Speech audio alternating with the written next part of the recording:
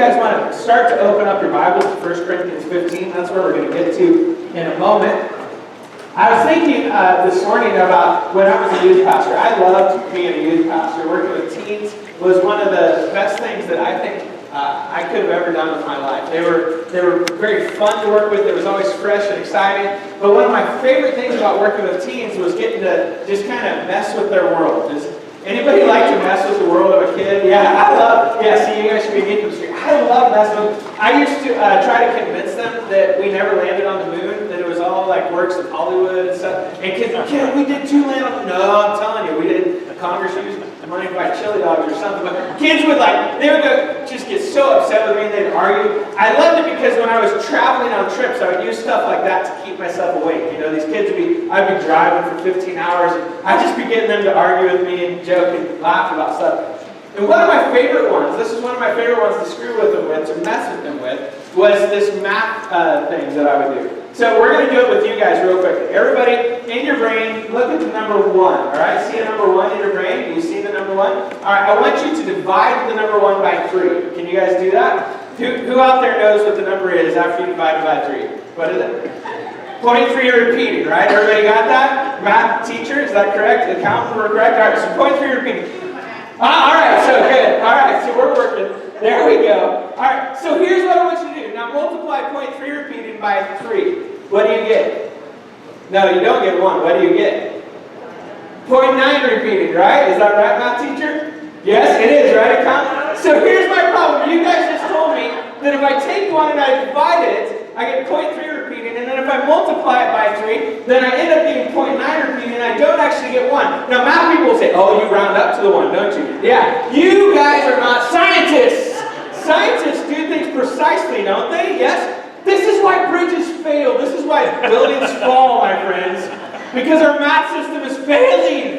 You get it? This is what I would do with teenagers. They would get so mad at me. No, you round it up. No, you can't round it up. And we would go on and on. This bothered one kid so much he became like an electrical engineer. That years later, he emailed me and said, Ken, I talked to my professor and there's this theorem that proves how if you do that math, it ends up being 1. And I just laughed to myself because I was really just messing with him, right? I just wanted something to keep me awake while we were driving. Here's the problem. Sometimes people take ideas like that where they're messing with you and they bring them into the church. Have you ever had, experienced that in a church? I hope you have. I hope you have an experience where somebody kind of tries to mess with your faith. They come in and they have some crazy idea about who Jesus was that doesn't really match up with the scriptures, right? There are entire cults that are built around this. Did you know that? Some of you may even have a Mormon background, and I'm not trying to pummel somebody or beat somebody up, but Mormonism takes the same words that Christianity uses, and it has different meanings behind it. Did you know that? The words are the same, but the meanings are different. They believe that Jesus was the Son of God. Did you know that? But they believe he became God. Not that he was God. We believe that Jesus was born as a baby and he was God and was God his entire life. They believe that he became good enough through his works and his actions to become God. Does this make sense? These are completely 2 different ideas. And it is really what I would consider kind of a twisting of the truth. In a moment, 1 Corinthians 15, we are going to jump into somebody who has been twisting the truth in the early church, all right? What has happened is that this is about 55 AD is when Paul is writing this. He is in Ephesus, another town where he started a new church. Starting new churches is one of the most exciting businesses on the face of planet Earth, all right? And this is something that Paul has been doing. He's been starting new churches. Did you guys know that we have a new church in Altamont that started up? Now, I know most of you knew about the Christian church that was there. It closed down about a year ago, if you didn't know that. They actually gave all of their facilities, and I know for some of you have kind of mixed feelings about that church, maybe, I don't know. Maybe you even went there at some point. But they gave all their stuff away. And this new church started up. I actually got to meet the pastor there, and it's exciting to hear the baptisms that they're having, the people that they're reaching. He's kind of a cowboy, so he's reaching a bunch of cowboy-type guys. It's really exciting stuff. This is what Paul was a part of. He was starting this new church, and he would reach all of these people, and all of these people would come in, and it was, if you think about it, it was this whole group. This is kind of what our new church was like. We had this entire group of people who did not know how to do church. Not only that, but they did not know who Jesus was. We actually, when we started our new church in Wichita, there was a point where I just thought people knew how to pass offering. How many of you know how to pass an offering plate?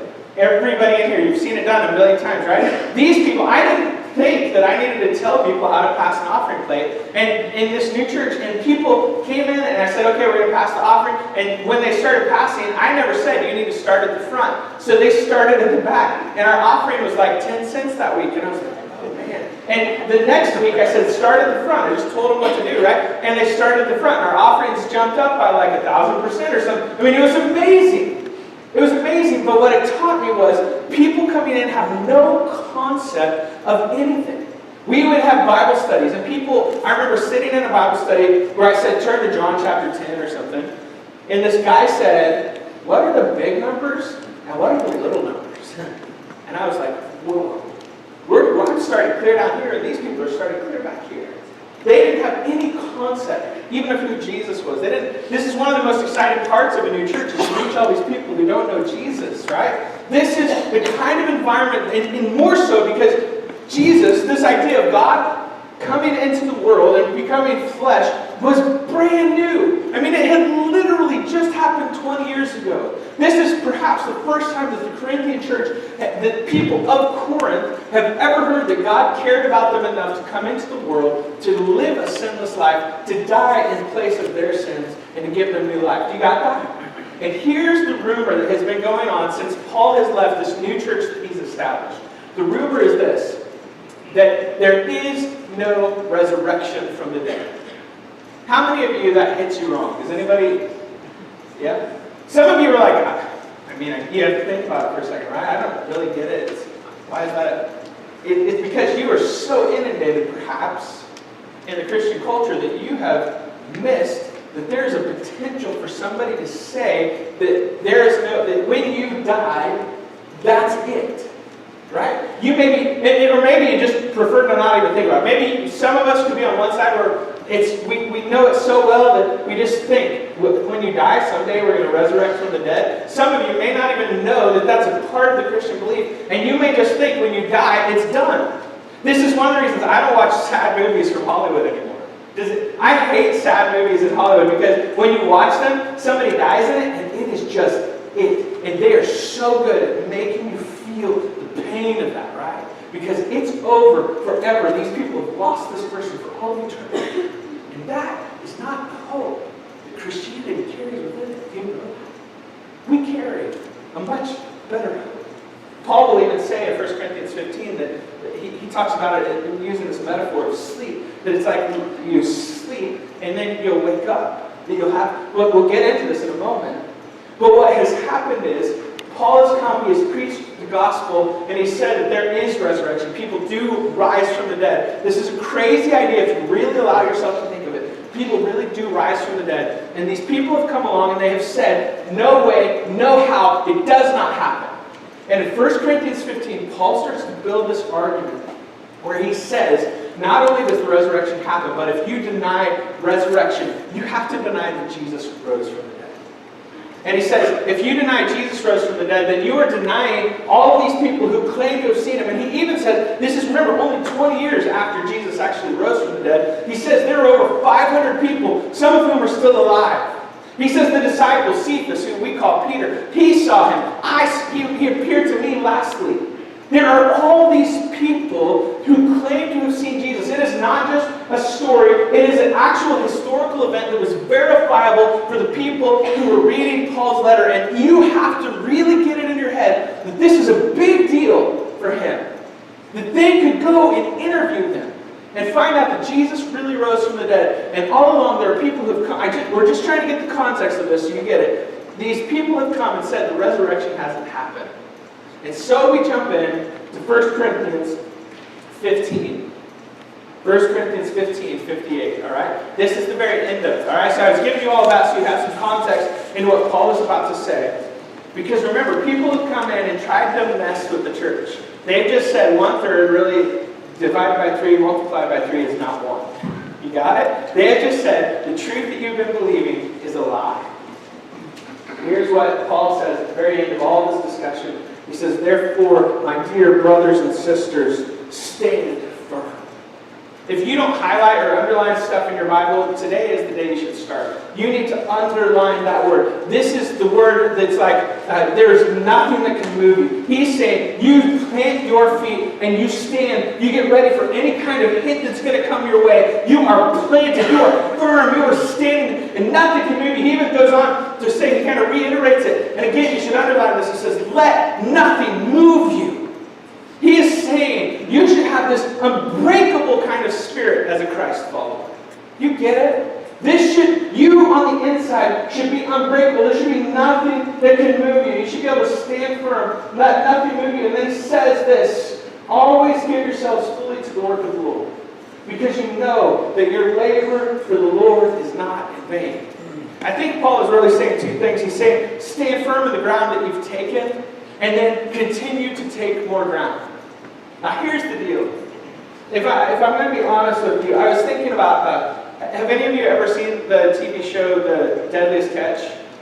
Anybody ever seen that? Do you know, it's these guys, they're out in Alaska and they're fishing for crab. Yeah, I love it, man. They're out there fishing for crab and they're like on this boat, and it is like death all the time. It's like every episode you're like, oh boy, and you're biting your fingernails. Jenny and I never get to watch this show except when we're traveling and we're in a hotel, because we don't have cable or dish or anything like that. So I always think it's kind of funny because I'm sitting on a hotel bed and we get caught up in it. And so we'll like ditch all of our plans to watch a marathon of Deadliest Catch. I don't know if anybody else is like that. We'll be like, well, we're supposed to be at the seminar, but there's another episode starting in 5 minutes. So we'll just watch that bad boy all day long. And I'm sitting there and it hits me that we're like, where do you want to order pizza from? You know, we're in a hotel. I don't know if you're like, when I get in a hotel, I crank that air conditioning. I'm going to make them pay for charging me so much in that hotel. I'm wrapped up in blankets and it's like 30 degrees. I'm going to get my $75 out of this, whatever I pay. I'm going to get my money out. And so we're comfortable conditions.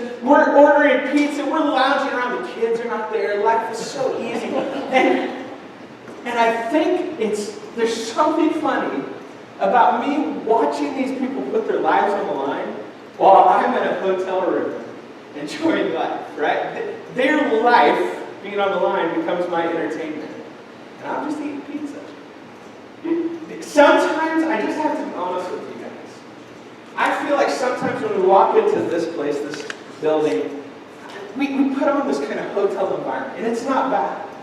But don't you love coming to church and just worshiping God and just sitting back and having somebody feed you, pour into you? Don't you love being challenged and walking? I love it when just God is moving in the church and I walk out just feeling encouraged. Don't you love that? Hear me, there's nothing wrong with that, okay? I'm not saying this is bad. I'm not saying it shouldn't be. I would hope that we could take that into the rest of our lives more often. But if I had to guess, lots of times in your life, it echoes more what's happening on the TV than what's happening in the hotel room.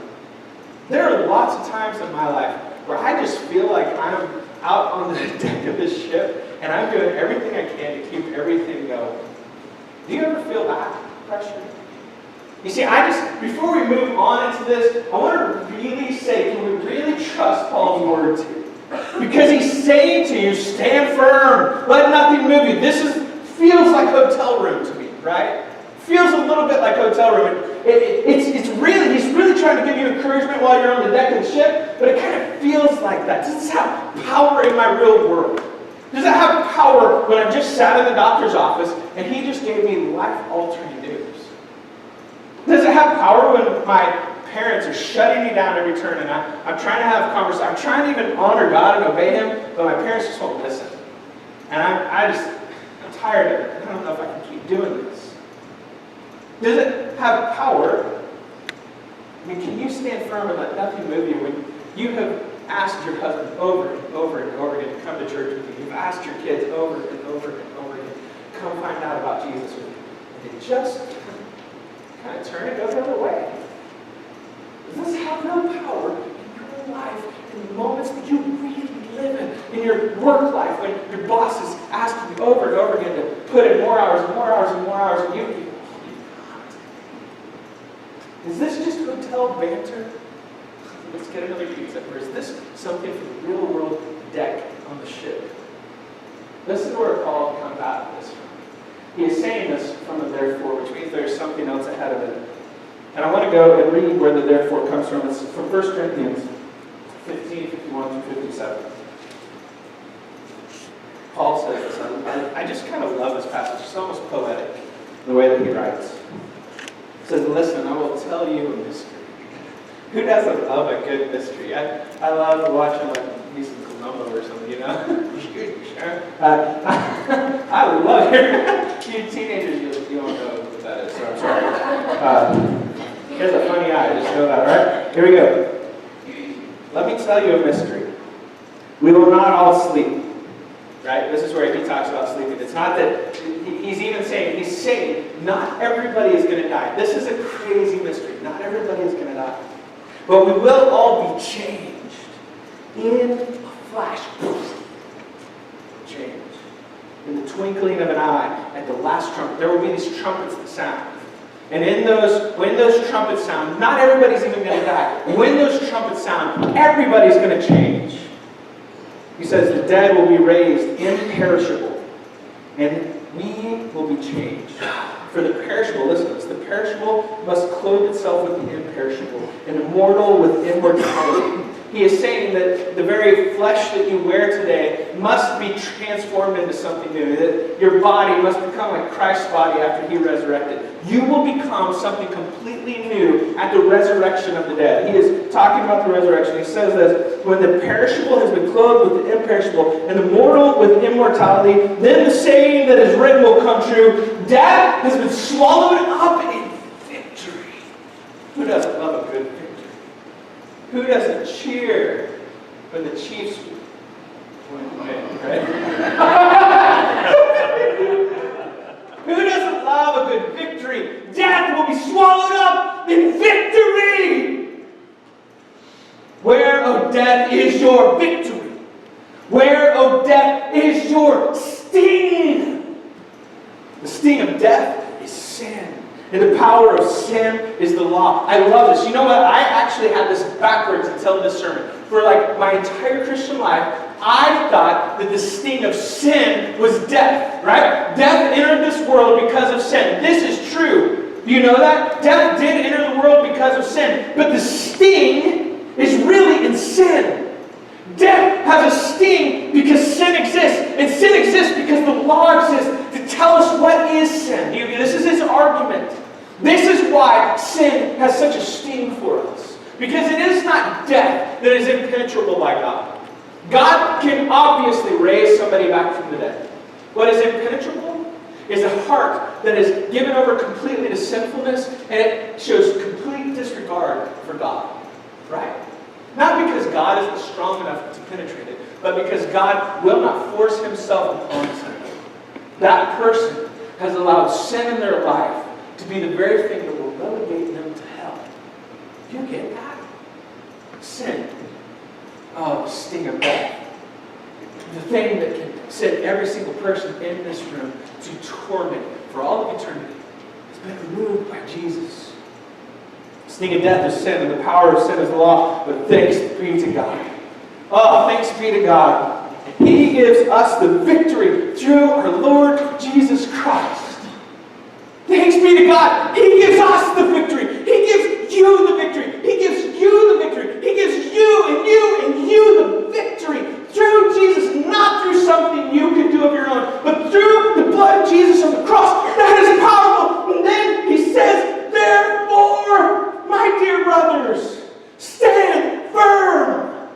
In light of all this, in light that the victory has been given to you, that the sting of death, it no longer holds any power over you. I remember the time after my father had passed away, and I was struggling with it, and I was dealing with it, and I read the passage on Lazarus. Maybe someday I'll preach on this. But it strikes me odd that Jesus doesn't just go right away. Some of you know this passage. I didn't even intend to preach on it, so bear with me if I miss some of the details exactly as they go. But Jesus finds out that Lazarus is sick. He says it won't end. He doesn't say in death, but I don't remember exactly. It kind of gives off the flavor of not ending in death. And Jesus says to his disciples, "We'll go in a little bit." He ends up going, and Lazarus actually dies. Now here's what gets me: is Jesus knew he was going to die. He was God. He really knew what was going to happen, right? Why didn't he just go and save Lazarus? And it is because this death is not an end all for Jesus. Death is not the stop for Jesus. For Jesus, it is no harder to heal somebody on this side of death than it is to raise somebody back to life on this side of it. Be encouraged, followers of Jesus. He has the power.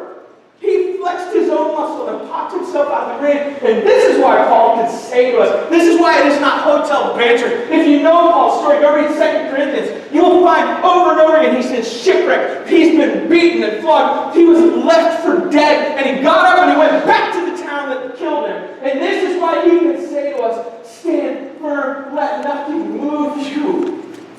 The ground that you've taken, engage God with grit. Be tough in the moment. Don't be moved by anything, because you serve and follow in Jesus who really resurrected. And if you don't believe it, there are 500 people, most of whom are still alive, that at that time they could go interview and talk to and say, did you really see Jesus resurrected from the dead? Did you really put your fingers in his hand? These people,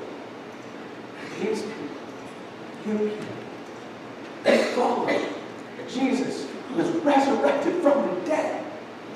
You should stand firm. You should let nothing move you. Listen to this. I was on my way up to a ministerial retreat this week. I was there for 3 days. And as I was driving up, I had my Bible on my phone. If you don't have the Bible on your phone, you should get it. The app is YouVersion. It's free. Man, what a better, you can actually, it'll play the Bible for you while you're driving. What a better way to use your time while you're driving, right? I'm listening to this passage, and I hear Paul say, always give yourself fully to the work of the Lord. And he says this right here, because you know that your labor in the Lord is not in vain. How many of the things that you do during your day can you say that about? Really? Huh? I worked at a car dealership, you guys know that, and those guys, I was telling some guys in my office this morning, those guys were more excited about selling cars than most Christians I know are about telling other people about Jesus. Do you know what will happen after you sell somebody a car 5 to 10 years from now? They will buy a different car, right? This is what we all, some of you are like, I've had mine for 25 years. Well, at some point, that car is going to give out, right? And you will end up buying a different car, or somebody, you will sell that car to somebody or leave it to somebody. Everything we do is in vain. This is why, you remember Solomon? I thought I really almost should have done an entire sermon just on vanity. We should have gone through the book of Ecclesiastes, where Solomon says all of life is vanity. And this is where Paul says that there is a labor that you can give yourself, there is a work that you can put yourself, there is something that you can throw yourself completely and wholly and fully into that will not be in vain. It is an investment that is sure to return dividends to you.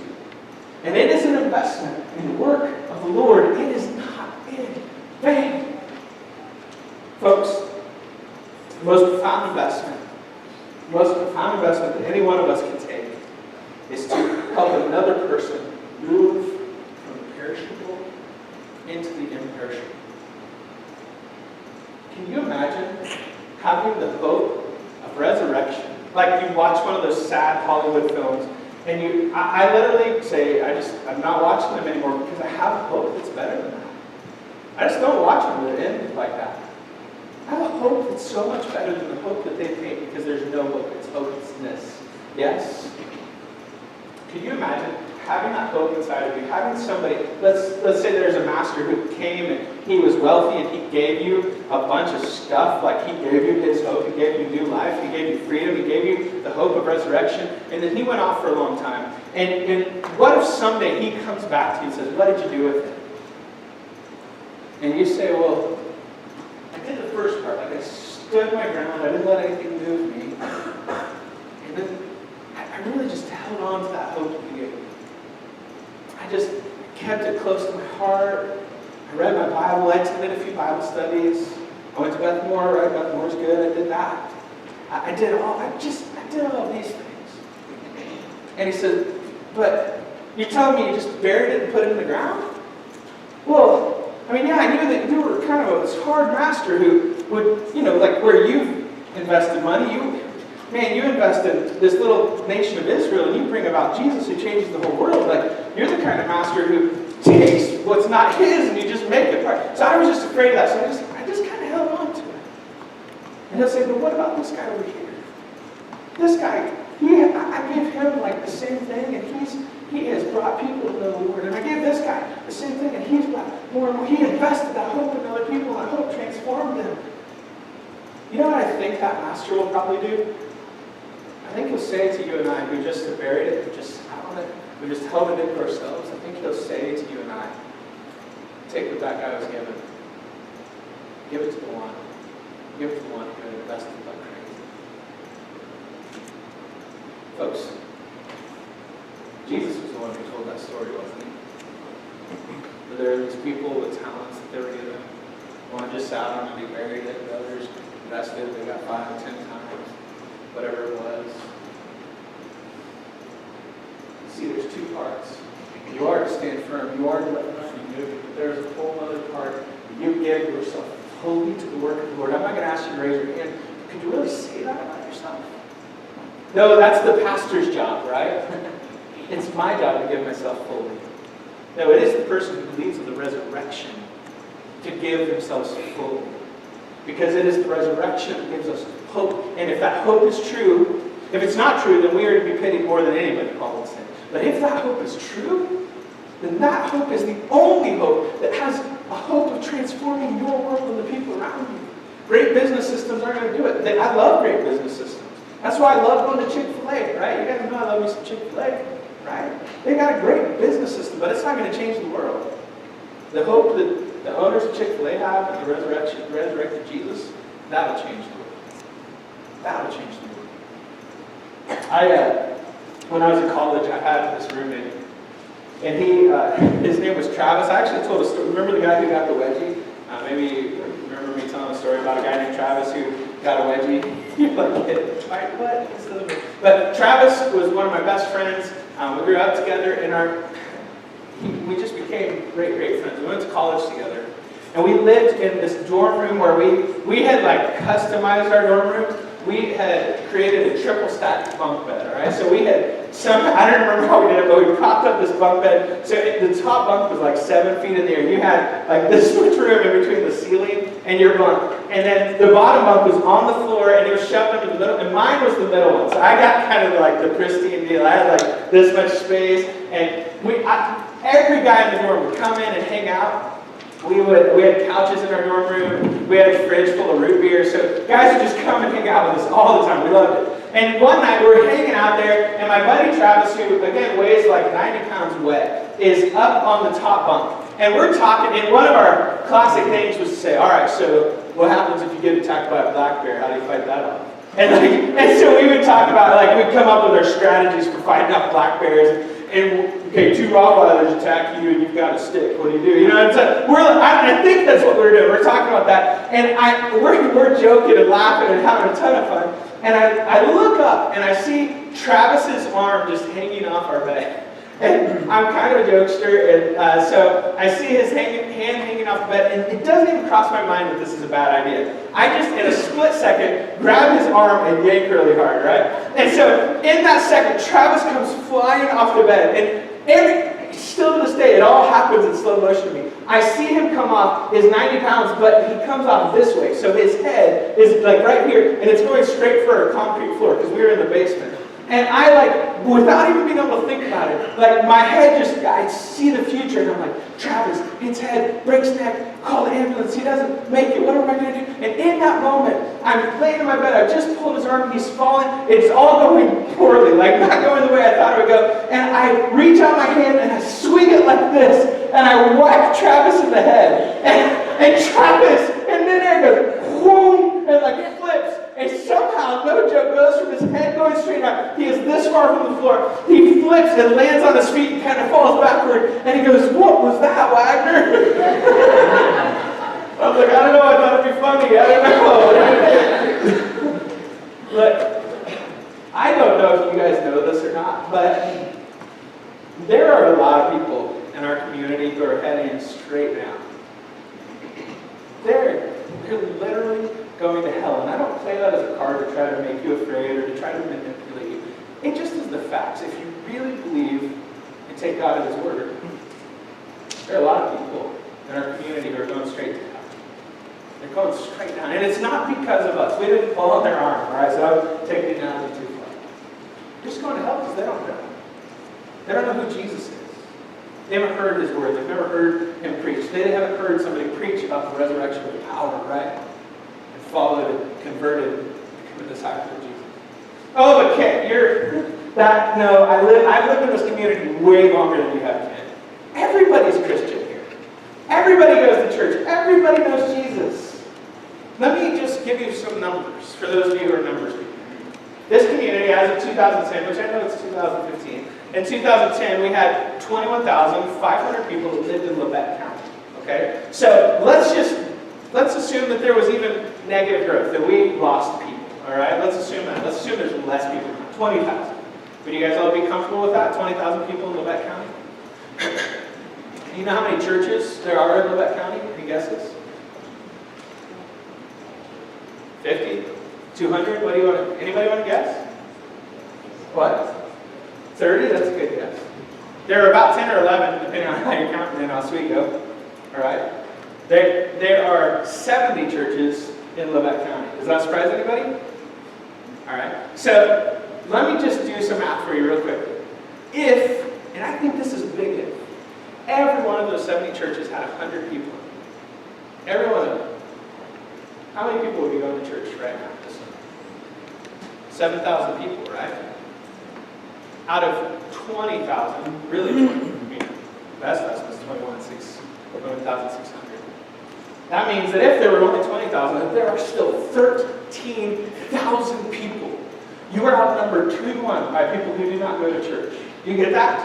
And it's not about getting people to church. I had this discussion with a friend this morning. It's not really about getting to church. It's about getting people to Jesus, right? The church is just one of those steps. It's kind of the gateway drug of Jesus, yeah? It is the organization that carries the hope of the world within it. And so it's not about that we have to get people to a church. I'm not about making churches big. I'm about making people followers of Jesus. But it blows my mind. Don't lose this for a moment. Don't lose it. There are 13,000 people that you work with, that come into your place of employment, that you talk to on a regular basis, that you are in a relationship with, that you are friends with, that you are family with. 13,000 people who are heading straight down. And they need somebody to reach out their hand and whack them, right? Flip them over. Save their life. But this morning, I don't want to browbeat you. And I'll be honest with you, 13,000 is overwhelming. Even if you did the math in Oswego, right? Let's say our 10 churches had 100 people in them each. Now I know from just researching a little bit that the majority of them have more like 5 people in Oswego, all right? 5 to 20. So, but let's be really generous, 100 people, that's 1,100 people going to church. Oswego is about 1,800 people. So there's at least, in this town, at the very least, 700 people aren't hearing the message of Jesus. Aren't hearing the hope of the resurrection. You got it? Does this get your heart on fire? If it doesn't, what's gotten your wood so wet? You can't just grab a hold of that and say, how do we fix it? I'll tell you, it is too overwhelming. 13,000 people, and it's likely more than that. You would probably agree with me. It's too overwhelming. This church couldn't hold 13,000, right? But I tell you what we could do. We could invest it in one person, right? This morning, you've seen, you've probably been wondering, what are these two blue things and what are you doing to our beautiful church, right? Like, get, stop it. I get it, I'm sorry. I didn't put these up here for decoration. I put them up because I thought, how do we actually manageably start to do something about this problem in our community? And I'll tell you, I heard a guy named Andy Stanley one time say that his philosophy is he does what he wishes he could do for the many. Meaning, I'm not going to be able to reach 13,000 people, but there is probably one person in my sphere of influence that I could start to invest in, that I could start to make a difference in. Maybe it's another teacher that you teach with, your para. And they're cold to even come to church. We've talked about it before. Don't start with coming to church. Start with praying with them. Start with talking to them. Start even further back by praying about them and for them to God Almighty, who does know every single little thing that's going on in their life. Maybe you waitress with somebody. Maybe there's a guy who comes into the gas station every single week and you give him coffee, you give him a little discount because he just comes in every single week and you guys talk for a little bit and then he goes out. What if there's just somebody in your life that God has placed there and they are far from Him and He wants to bring them home to Him? And we've been ignoring it because we've just been kind of burying it. I know for some of you this is way outside your personality, it's way outside your scope. Some of you are going, you know what, Ken, I could have 5 of those. That's great. I would encourage you, but I think all of us are at least responsible for the one. Jesus said, that master would say to the guy, why don't you at least just put it in the bank and draw some interest on it? You see, I think the one is just at least putting it in the bank and drawing some interest, investing in somebody else. And so I came up with this idea that we would have this board, and in a moment we're going to pass out these Sharpies. I'm going to call them the sacred Sharpie, all right? They're the most holy, reverend Sharpie you'll ever get, all right? Because inside of these Sharpies, they contain an eternal ink. This ink is the ink that once you have fully committed, you've fully prayed it through, you've really thought about it with your adult mind, you haven't felt like you're manipulated, you haven't felt like Ken just got all emotional and I felt pressured. You really, sincerely, because of the resurrection power of Jesus in your own life, you say, I want to give myself fully to the work of the Lord because I know that labor is not in vain. That you would take this Sharpie, not necessarily this Sunday, go ahead and take some time if you need it, but you would keep it in a place on your visor, with your toothbrush, this sacred Sharpie. And, okay, for all of you who might get upset, I know it's not truly sacred, all right? Don't get caught up. But you would take it, and when you have prayerfully decided for the next year, for the next 2 years, as long as it takes, I'm willing to commit to this person. I don't know who it is. The person that God has put in your sphere of influence could be your husband, could be your spouse, could be your child, it could be your aunt, your uncle, it could be a best friend, it could be the guy that comes into the gas station. That when you have decided, I'm going to commit, I'm going to pray for them, I'm going to walk alongside of them, I'm going to invite them, I'm going to invest in their life. That when that happens, you would come and you would color in one of these groupings of people. The next few weeks, my hope is to have these boards. They'll be out in the lobby. My hope is that these boards start to fill up with marker. I will tell you, it kind of smudges, so be careful you don't get them all smudgy. My hope is that this gives you a practical way, and a practical way for us to start to see the goal. Because you see, I have a goal. My goal is to reach one more for Jesus. My goal is to reach one more for Jesus. Every time we reach one, and it's not just to reach them, get them baptized, get them wet, and get them out. I want to see them get discipled. This is why plus one living makes such a difference. I am trying to say, let's in a real concrete way, start to live out plus one living. Let's start to take people with us. I love to see Sean and Clara sitting back there, right? I love it. Miss Clara and Sean, they're investing in each other. Man, who is your plus one? If you haven't read the book, I would encourage you to read the book, not because it's so great, but because it gives you some practical guidelines on how to do this and ways to start. So if you don't know how to start with this, if you don't know what to do, if you don't have one of those, pick it up. If you do have one, get it off your toilet and read it, all right? Do me that favor. Man, what if we could change the world by investing and doing for the one what I wish I could do for the many? I wish that we could just do a big church service, have 13,000 people come in here. We'd sing Just As I Am 15 times until everybody raised their hand, or everybody got baptized, or until everybody done whatever, and we would just stop all this nonsense dead in its tracks. That's not going to happen.